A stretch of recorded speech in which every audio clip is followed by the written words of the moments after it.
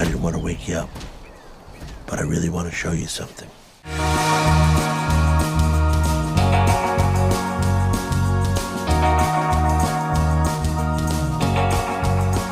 Hey everyone, welcome back to Underrated, a podcast where we discuss films that are underrated, underappreciated, or ones that have slipped under the radar and passed most people by. I am joined by Ariel Ortiz. Hello. And Alan Torres. Hey, what's up everybody? How's it going? And I am Derek McDuff, and we make up the Undercast Company.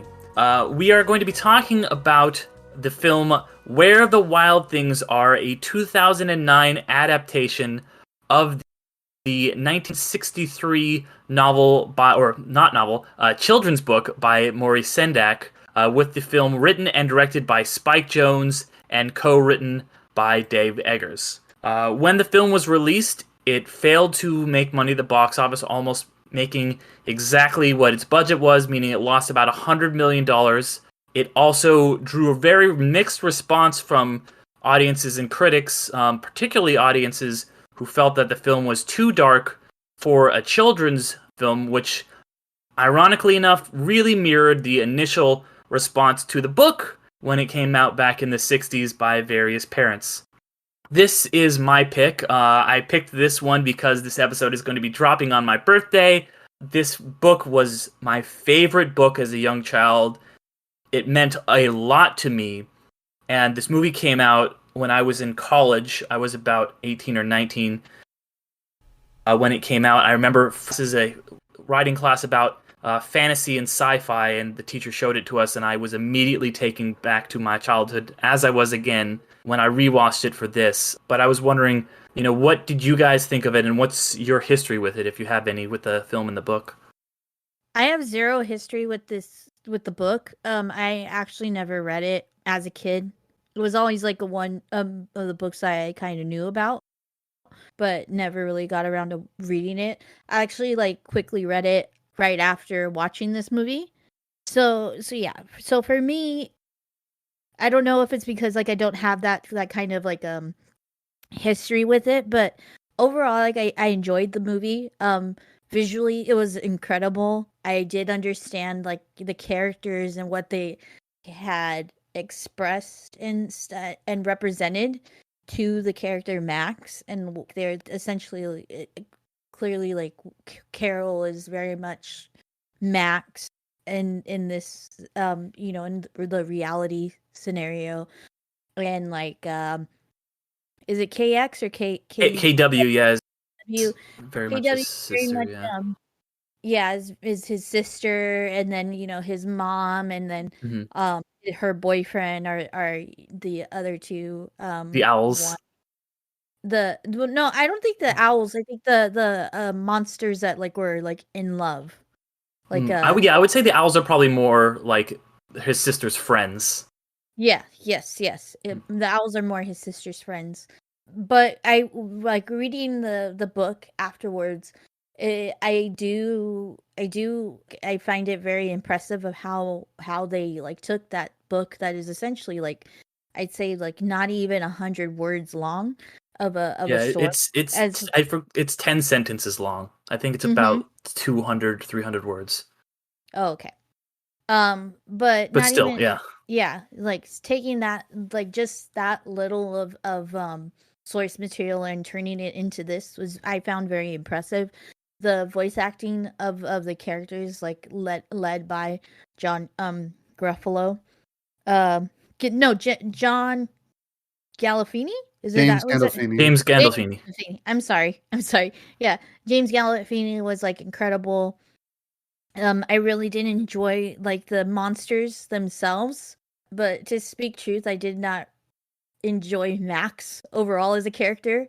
I I have things about to say about that motherfucker. He's very much a child that I definitely was not. I definitely was not allowed to be that kind of kid. And I definitely do not ever want to be that kind of kid or want a kid like that. I did understand where he was coming from.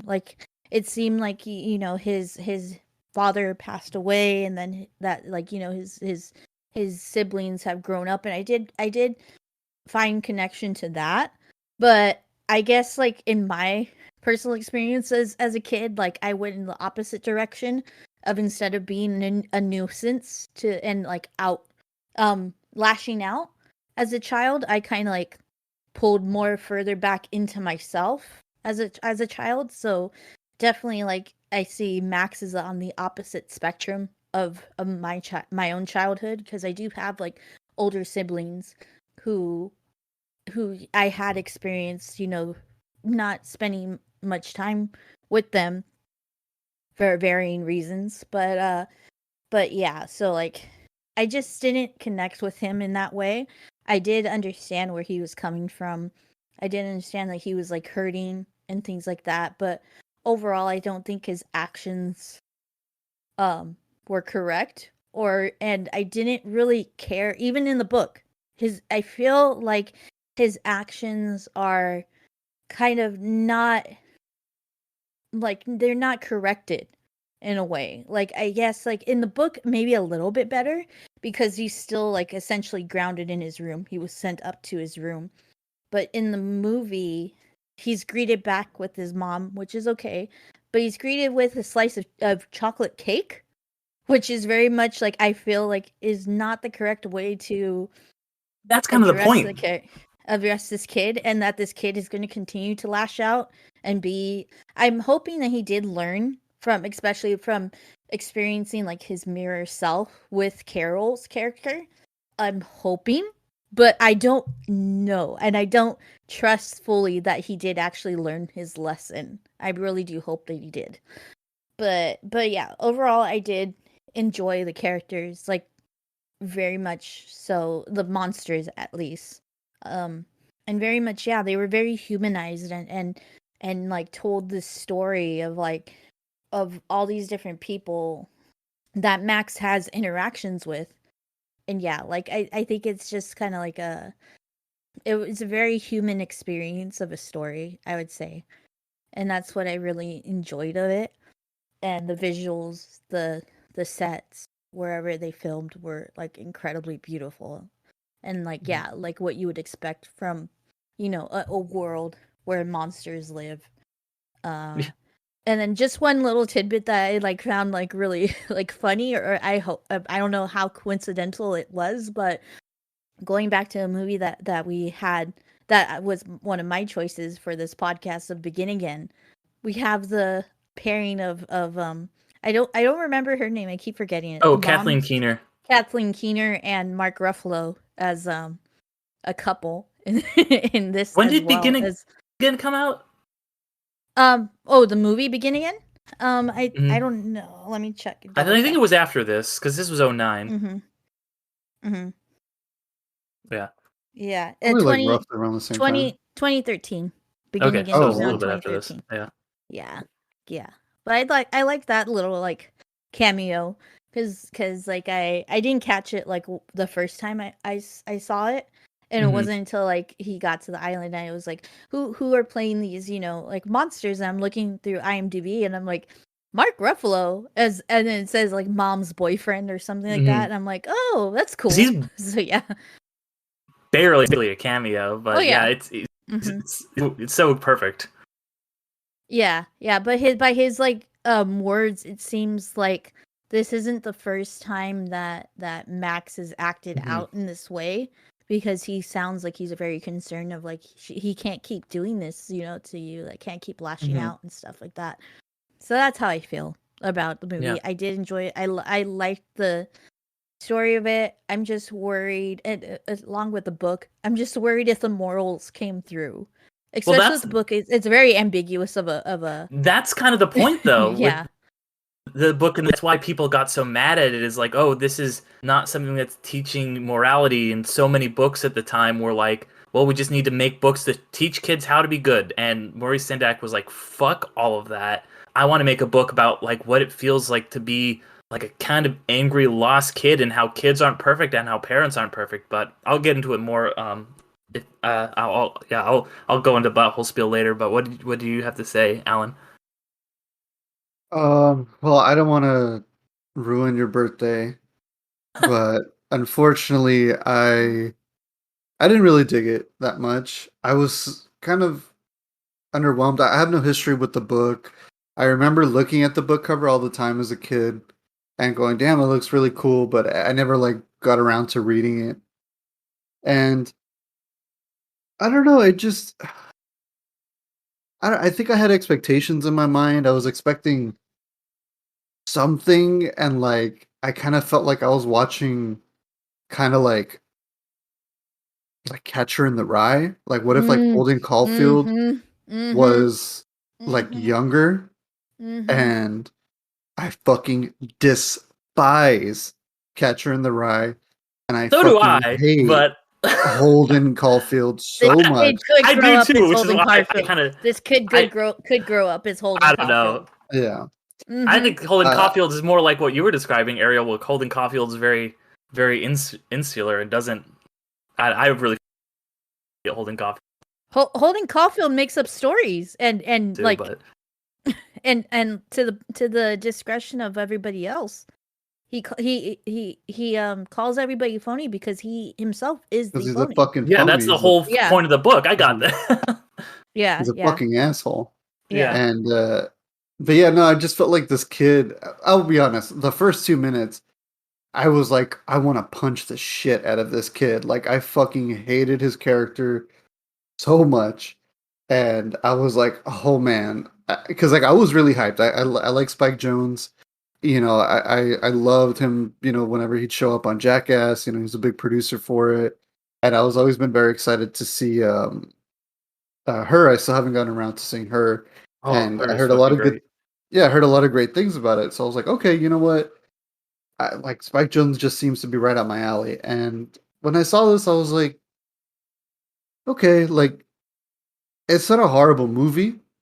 I just really hated Max, but the monster designs and the practical effects, oh, delicious, gorgeous, stunning. The cinematography was awesome.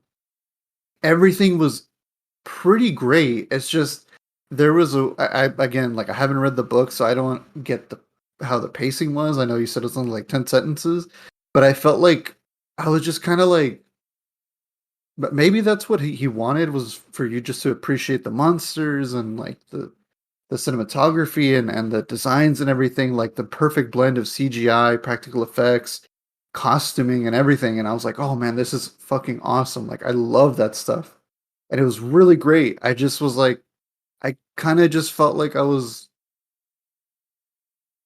nah. I don't want to say bored. I just kind of felt like I was waiting for something to happen, and like things happened, but I just kind of was like, oh, okay.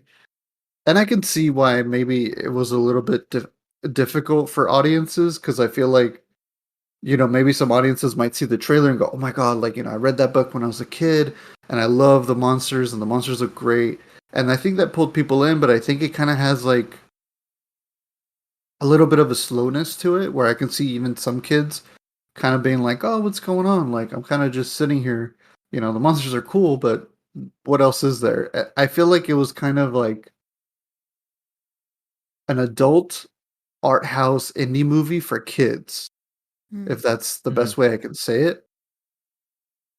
Yeah, like I feel like there was I don't know, there's just something missing. It's not a horrible movie by any stretch of the imagination. Like I said, I just hated Max, that was it. Mhm. But yeah, I just felt like I needed something. I couldn't figure out what it was.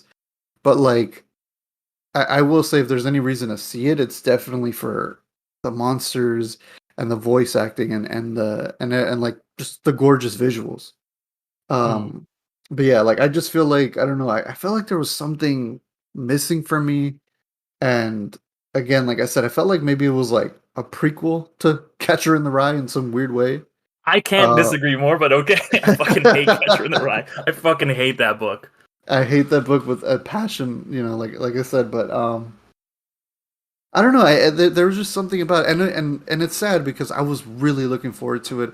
I was really really excited for the movie, and I think it didn't meet what I thought it was going to be. But yeah, I don't know. I just I kind of wanna hear what I wanted to hear what Ariel was going to say, and I wanted to hear what you were gonna say Derek, because I feel like maybe I missed something, or I don't want to like just fully be like fuck this movie or hate the movie, Mhm. because I'm like I feel like there was more, and I feel like maybe I didn't pick up on Mhm. it. So I kind of really am glad that we're discussing it, because I'm kind of like, all right, what is it that I missed, or what is it that like I don't know, like I'm really Yeah.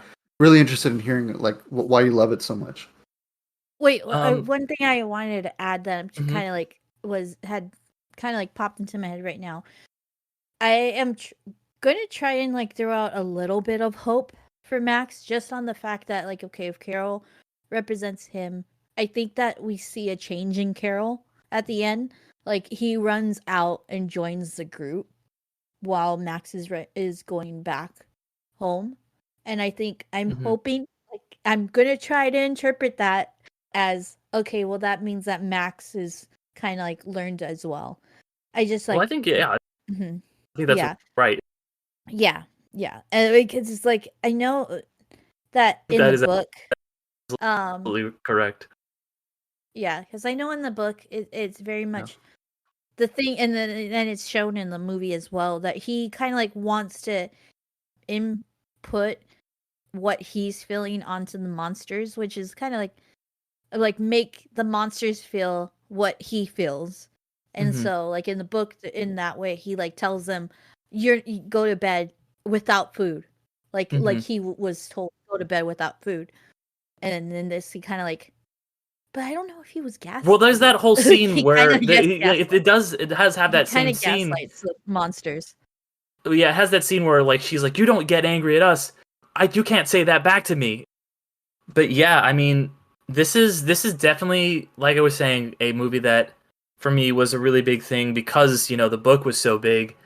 And Max, you guys were talking about how you don't like Max and how he's such a little shit, especially at the beginning. And that's, like I was saying, kind of the whole point. The whole idea is he is the kind of embodiment of just these confused feelings you get when you're growing up, just like where you're filled with anger and sadness and just guilt. Like when that beginning, it's such a like heartbreaking thing where he's like mad at his sister, so he just tears up the heart, and then like he's immediately like, "Oh my god, like what did I do? This thing that I made for myself that meant so much to both of us, and I just ripped it up." And he is just a kind of wild, shitty kid, and I think so few books and films capture that feeling, and what this movie does so well capturing that feeling, and also just what was portrayed in the book, is it's just the vibes of it, and you're just kind of living in the vibes of this story world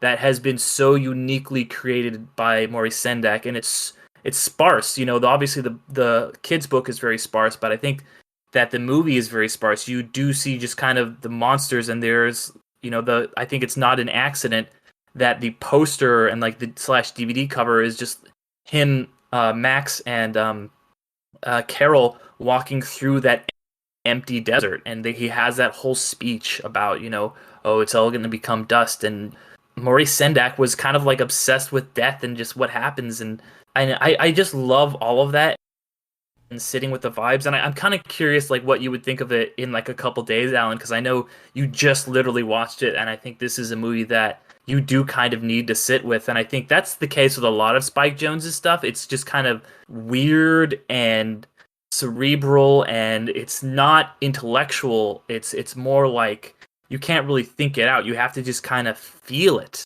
And this movie just absolutely hits me in the feels every time I watch it. Comparing it once again to the book is that it's kind of weird, and Jones is this, I think, one of the few filmmakers who could do all of this justice, because he, just like Sendak based the book on his childhood, Jones based it on his feelings as a kid, and why Sendak wanted him to do the movie, because for years and years this was in development, and then finally got done with Jones. And I was watching a bunch of behind the scenes stuff, and there's this really good short documentary Jones actually did about Maurice Sendak's life. And one of the things that Sendak says in one of these behind the scenes things is that it maintains its peculiarness. And I think that is so accurate, because it is just so unique and bizarre in a way that feels not at all artificial. Like it feels just like something that came absolutely from a kid's mind. And Jones is kind of like a big kid. That's why he's like hanging out with all the Jackass guys. He's best friends with the Beastie Boys. That's where he got his start, is doing Beastie Boys music videos. He just wants to have fun, and as well as all the other emotions that come out of childhood.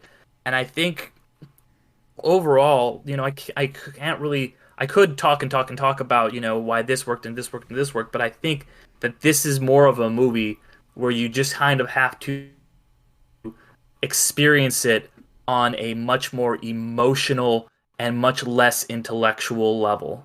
So yeah, it really it's me. I think all the indie soundtracks and vibes and the Karen O just kind of like all really work for me. It feels all of such a piece with what the movie is doing. I like that it doesn't really say, okay, this is a dream, this is a fantasy. Like it definitely is. You can interpret that but it never comes out and says, oh, this is when he's going to the fantasy world.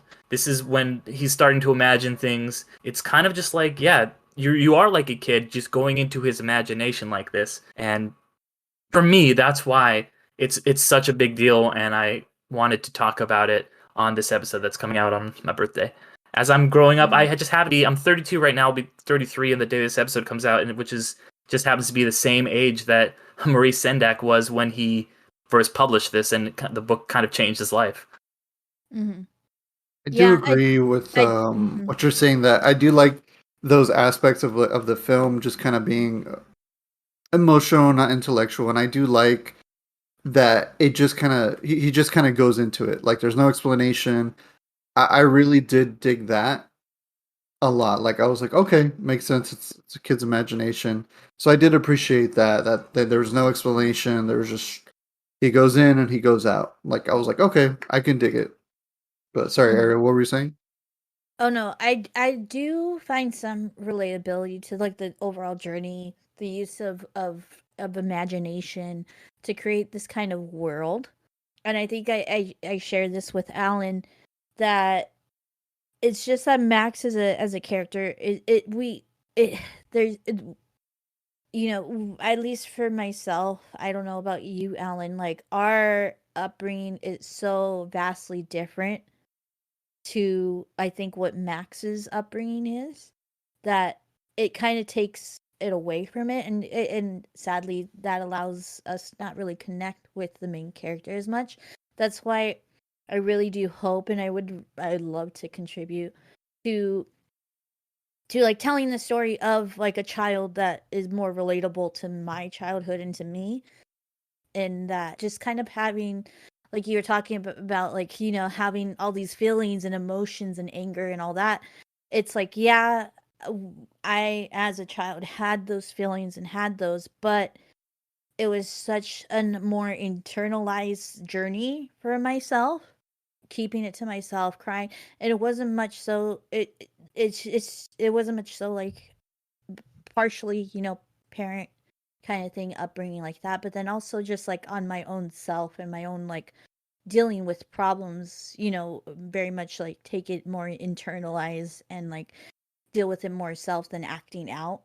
Well, can I say something to that? Because I think that this movie kind of plays on that. Because I mean, I was like the same way. I kind of had pretty strict parents, and I dealt with it, I think, in the same way that you're kind of describing, and that Max does. Like he does act out, but then he does kind of go and imagine this other world, and he kind of, I think that is when he is on the island, quote unquote. I think that is him internalizing this. He is kind of playing out his feelings about feeling like he's abandoned by his mom and his sister, and he's angry about these things that really aren't anyone's fault, but they're just living their lives, but he's so mad about them, and him kind of coming to terms with this. And I think it's very metaphorical about him kind of going to this fantasy world, and that's how he internalizes things. His imagination is me being someone who's very, very creative, and so I was always kind of like imagined great stories. That's how I dealt with a lot of these things in an internal way too.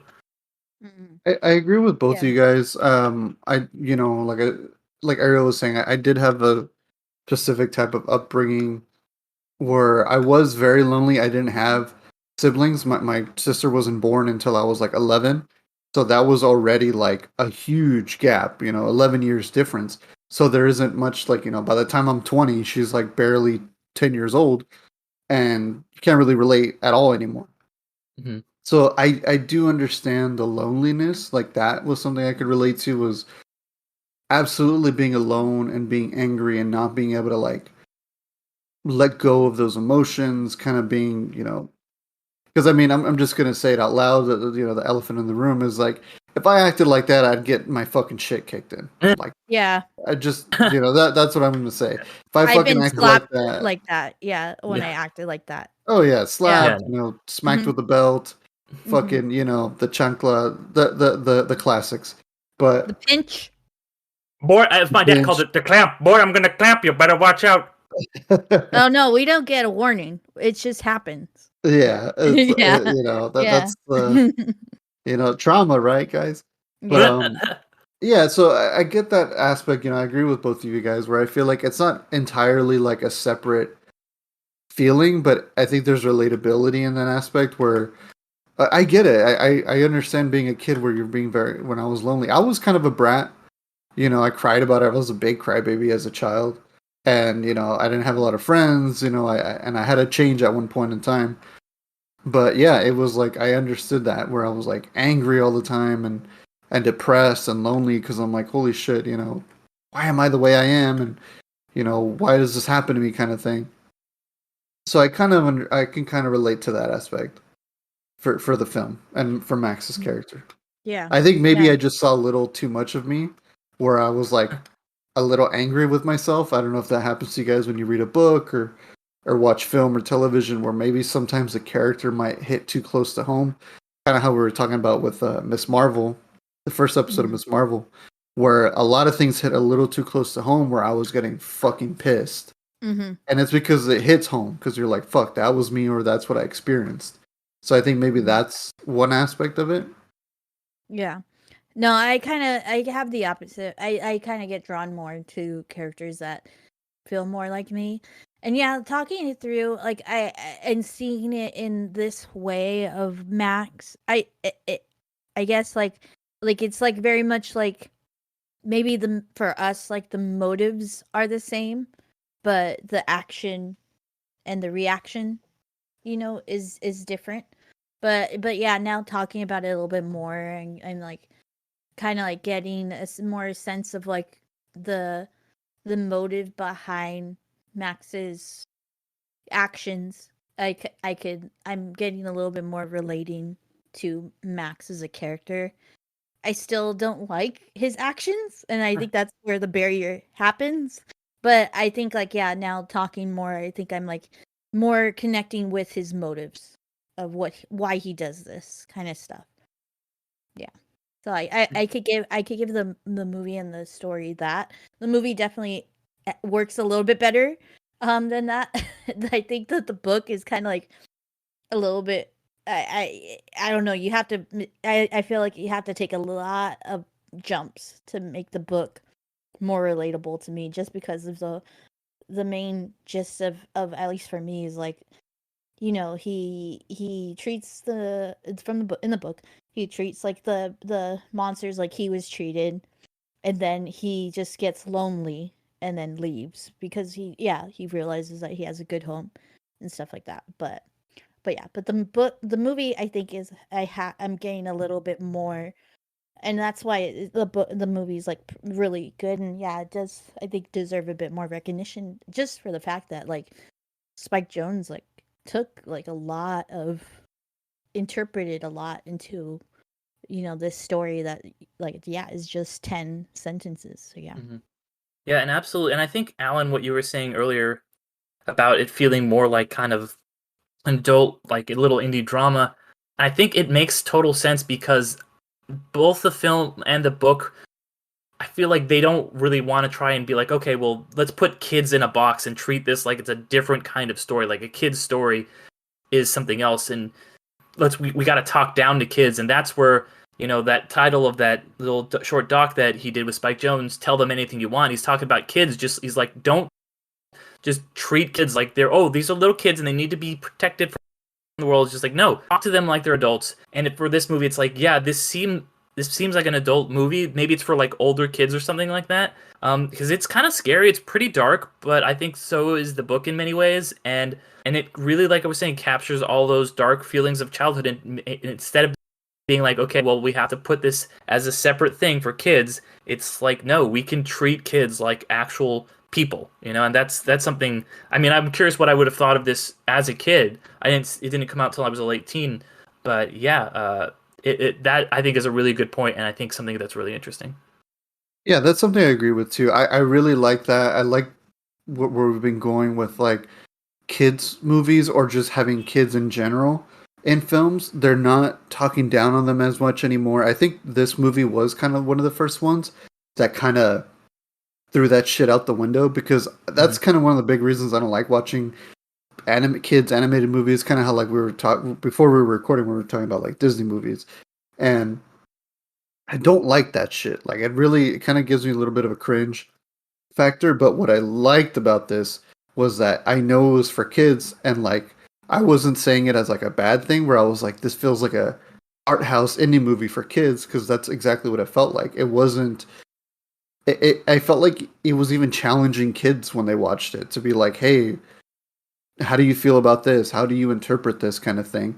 And what I really love is that now with filmmaking and television, that we're going down this route of like, we're treating child characters as like people, like you said, Derek, like, where we have Stranger Things, fucking worldwide phenomenon, and that does exactly that. It respects the children characters, and it respects them into like, hey, they curse and they do stupid shit.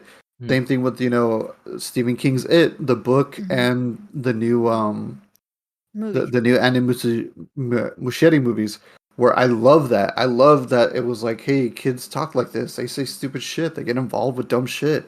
And they learn. That's what it is to be a kid. You have to learn because you've barely been on this planet. And that's why I always gravitated more to Stephen King's It, because I love, like everyone usually says, that the child storylines are more interesting than the adult ones, because they're learning, they're going through these horrors, and they're learning about themselves. And same thing with like Stranger Things. These fucking kids are going through some really traumatic fucking things, but they're still living their lives, kind of thing. I don't want to venture too much into those two, but I really do like that I really did like that this film really didn't go down that like, let me baby talk you, let me fucking treat you like a stupid little kid kind of thing. It was like, hey, like this is what's going on.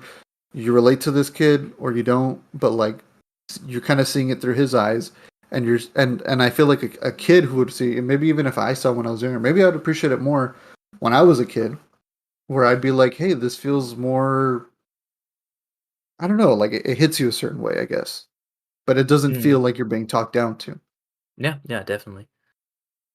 Well, before we completely rack up too, I wanted to also just kind of circle back to what you were saying earlier, Alan, about the practical effects in this and how they really seamlessly blended the practical effects with CGI.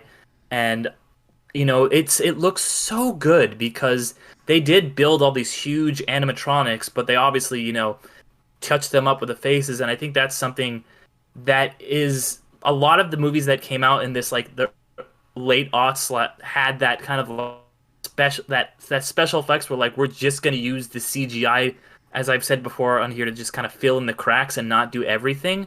So you do still get the animatronics, but it's just a little bit cleaned up and it looks a little bit nicer, like in your imagination. So you can't really see, where the world ends and where the movie starts. It all blends together really seamlessly. I just wanted to touch on that before we completely.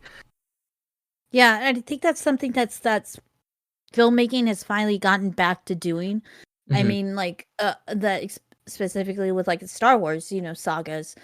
The original trilogy started with practical effects and stuff like that, and then we went into the prequel series and full on blue green screen, and to a point that it was all computer generated. But then now coming back and getting to present day Star Wars, filmmaking. Now we have a mesh of both, and it's very much a good balance. And I think that it will hopefully be what we carry on into the future. And I think that they finally cracked the code in a way of there's just something with practicality that can never be recreated. Mhm. And so practicality is always like the thing to do, because it has to be practical to have this believability, like it's kind of like what's that word, uncanny valley kind of Mhm. situation. Mhm. It you can't fall into the valley, and the only way to not fall into the valley is to have practicality as much as you can, and then fill it in with the CGI, like you said. And I Yep. think that that's definitely, because but to expand on, the computer generated in other directions, going again with Star Wars, so the background that could be computer generated. They have that stage, that 360 stage that they film on, Mhm. sound stage that they film on, and that's believability because of depth perception and all that, and like that's more believable than things that are like in the foreground of the of the scene. So yeah. Yeah, and they're all just tools. Practical effects, computer animated effects are all just tools in the toolmaker's toolbox. And Spike Jonze has such a great eye for this kind of thing. You see it over and over in his films. And so I think that when you have someone who has a real vision and has the means, has a budget enough, has like talented people around him, as he did with, the team on this is absolutely incredible, who are making these things that look like straight out of the book, but also like you could walk up and touch them. And that is so impressive. And it's, it's really cool when something like this comes together, because a film isn't just made by one guy. It's not just made by Sendak or Jones or any of the people. It's made by everyone coming together. Mm-hmm. It also contributes to the performance itself, like Mm-hmm. the performer having something physical right in front of them, especially Yeah. when you're dealing with a child actor. Mm-hmm. I'm sure that allowed him as a kid to be more immersed and not have to like just like kids have imaginations, but I would think that a child actor isn't like too trained to like kind of come up with something like that much. So to have something practical helps in the performance and the emotions that you get from your actors as well, I think. Yeah, absolutely. I mean, I'm a huge fucking defender of practical Mhm. effects. So, like, I mean, there's no shadow of a doubt that I'm always going to defend it more. But I do love the blending of having practical effects, animatronics, using CGI to fill in the cracks, like you guys were saying. And also, too, it's just when you see something on film and you just go, I can probably touch that. It brings so much more emotion. I love the Star Wars prequels, but there are times where like there's like a scene where Anakin's running up a fucking hallway, and I'm like, really, that needed to be CGI? Like you can tell it's CGI, and I'm not saying I hate it just looks a little shoddy. Where I was like, eh. But when you see scenes like in this film where the characters look furry and like he's hugging them and he's touching them, you're like, damn, I feel like I can, in your mind. It's kind of like when you read a book, you start describing that feeling in your mind and you feel how you imagine how it feels and how it smells. I mean, one of the biggest fucking films that I've ever seen that really made me go like, holy shit, is John Carpenter's The Thing, where those Mm. effects are so fucking good and disgusting and gorgeously gross, where like sometimes I get nervous to go back and watch it because it's so like, like I can feel it. If it was all CGI, I'd be fine with watching it all the time and be like, yeah, whatever, it's but something about those practical effects where it somehow it just gets into your mind and you go, I can touch that. Like if that was in front of me, I can feel that and I can be like, holy shit, that is a fucking alien from space. Holy crap, that is a big furry monster with like big old horns and a funny nose. And I'm not gonna lie, I wanted to touch the bird guy Mhm. monster so bad, like his sick mohawk. I was like, I just want to touch it so bad. Like I want to see him eat food because you're like he's real, to an Yeah, extent. yeah. Mhm. So it's so Yeah. for that stuff captures my imagination like all the time. So for a kid watching that, it's absolutely gratifying, and it's awesome to see. Nice. Well, any final thoughts on the film here, guys? Just it's an enjoyable movie. I just depending on where you come from, you might relate to it a little bit more. But I think that on some level you'll relate to the movie for sure. Mm-hmm. I think it's definitely like a simmer type of movie because now I'm thinking about it, I'm kind of letting it simmer. I'm kind of like, okay, you know what? I get what they were trying to do. I get what Spike Jonze was trying to do in Company. And I'm like, all right, you know what? It's not bad. Like I said, I don't hate it. Again, I can suck the practical effects dick all day, but just give it a watch and see what you think. And don't let it, you got to let it simmer. You got to kind of think about it for a moment, maybe a couple of days, because like Derek said, I might actually change my mind. I might be like, you know what? Because that happened to me with The Witch. I remember walking out of the Witch, and I was like, huh, it's not what I expected.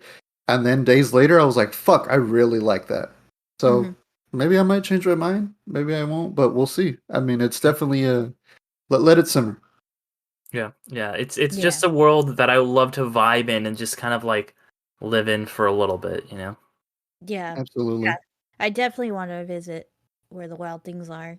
I treat them a lot better. I'd help I'd help Carol out and like, you're okay, Carol. You have friends. You have friends. You're okay. Bug the fuck out of that bird, dude. I'd be like, dude, let me touch your mohawk. No, I'd be like, here, let me fix your arm. Let me put your arm I back love on. when he's got the little stick arm. I was fucking. That made me so sad. sad. I was Oh my so gosh. upset. I Yeah. was like, man, fuck Carol, dude. But Yeah. but he is a good friend though. Yeah. That's the thing is like I liked how he was a good friend. He's understandable of Carol. Carol's just needs help and he just wants to be there for him. And I think they all know that at some point, Carol is going to learn that he is truly loved. So yeah. Yeah. One last thing, I will say so. Okay, I know you guys were saying that it was dark. I didn't feel like it was dark. I didn't feel it too much either. Yeah, I Yeah. didn't Well, I like think it's for like a kids movie. Yeah. No, I mean, like, I feel like I've seen other movies, other kids' movies. Even me growing up, like, I remember Black Cauldron. Yeah, what was it? That's Little a dark Nemo. movie. I fucking love the Black Cauldron. I think Little Nemo. There was a fucking scene in that movie with like a door, and it always fucking scared the shit out of me. I felt that was dark, but with this one, I will say this: if when the bird guy got his arm ripped off and he fucking screamed in pain, that would have been dark. Like that would have been very triggering. But it was like, oh, that's just my favorite right arm. I was like, oh, okay, favorite cool. arm, Carol. Yeah. Yeah. I was like, okay, cool. Favorite It kind of arm. brings in, Yeah. it kind of brings in more of that imagination. So you're like, it still makes you feel safe. Yeah. Like I was shocked. Like I was like, oh my god, his arm. And then he's like, oh, whatever. And I was like, oh, okay, cool. Everything's fine. Yep. Well, do you have a question of the week for us, Alan? Question of the week. Oh yeah, let's see. I wasn't contemplating it. Well, I guess I would ask. Most impacting kids film that we have. I would actually say like, what kids book would you guys want to see adapted? Oh, that's a good question. I mean, they've done so many. They've done so many of them already. Oh, you know what? Okay, it's not like a little kid's book, and there's already been a sort of an adaptation. But I would love to see like a movie trilogy for Animorphs, because that was my jam. There's a possibility. I've been hearing rumblings. There's always whispers about it. But yeah, like that was dark. Like if you want to like read something like dark for like a 7 to like 10-year-old, because that's I think the age I was right when there was coming out. Like that's dark. It deals with like genocide and like all these and like interstellar like war and like suicide and all this really intense and like PTSD. I that would be mine. Would be Animorphs. A book series like it's a small book series. Well, they're Yeah, it could short be like books. it could be No. like a Oh, book no. series, or Yeah, even yeah, like a YA, yeah, yeah. But borderline YA, borderline yeah, YA. yeah. But no, for a kid's book that I would really love, like on a la Carmen Sandiego, like Netflix series, That was so would be fucking good. Nate the Great. Um, I don't know if anybody knows Nate the Great. Nate the Great is this awesome book series of essentially this kid detective, but he's like on the verge of like Sherlock Holmes, but with a trench coat. He's awesome. I love Nate the Great. My mom introduced me to him, and so yeah, so he has like a dog that, of course, and he always like needs to eat pancakes to think. That's his thinking food. And I love Nate the Great. I would really love a Netflix cartoon series of Nate the Great. So yeah. Nice. I think I would go with Neil Gaiman's The Graveyard Book. Mm. I think that Ooh. would be a cool little dark. It's not even Yeah. that dark. Like it has dark themes, but I feel like it's like I don't know. Like Neil Gaiman, he just the way he writes. I just love the way he writes. It just feels very comforting in a weird way, even though it's about like death and like ghosts and stuff like that. Where I'm kind of more like I could see them doing maybe like a cool little mini live action series, or even like a 2-part movie. But I feel like I would dig that. I think that'd be a lot of fun. Yeah. Yeah. It's essentially the Jungle Book in a graveyard. That's kind of Mhm. Hmm. what it's usually compared to. Yeah. A book sequel to a movie sequel that would also be a movie sequel that I was just thinking of also is it's a sequel book to Holes. It's called Small Steps. It's about the armpit character in Holes. It tells like this story about him after, of course, Camp Green Lake. And I enjoyed that book a little bit more than the actual Holes. I think it was such a Mm. really good book. So it's like a different kind of story than Holes is. And I would really love like a adaptation of that book as well. I And can read that then because I love holes. yeah, it's not the same as Holes. Like there's a mystery involved in it. But I mean, I like love that author just yeah. in general. Oh Like, yeah, I so love Lewis yeah. Sackar. Yeah. And but then another one that I just kind of like thought of is that kind of that graphic novel that had just came out, of a kid's graphic novel, Amulet. That would be also a really good like Hmm. animation series as well. Yeah. Yeah. Mhm. Well, cool. Well, thank you guys, and thanks everyone for listening. Like we said, we are the Undercast Company, and we do a new episode of this show, Underrated, every other week. If you'd like to hear more of us, though, we do a couple other podcasts. Whenever there's a new Marvel thing, I have my podcast, Infinity Stones and Dragon Bones. On the first of every month, Ariel also has her podcast, You've Never Seen, where we are introduced to movies that we probably should have seen by this point, one of us, by the others of us. We're gearing up to launch my season 2 of my TV podcast, Gateway Episodes. Once we hit 10 patrons, we're going to be releasing that. We're getting pretty close, so you guys want to hear that, sign up on Patreon, and we've already got the first episode out for patrons, and we do a lot of other cool stuff on our Patreon as well. We call it the Undercast Film Club. Got exclusive episodes. We did one recently on Sonic the Hedgehog 2, as part of our 8-bit cinema video game series. I did an Oscar recap. We do all kinds of really cool stuff. We've got a lot more stuff planned out.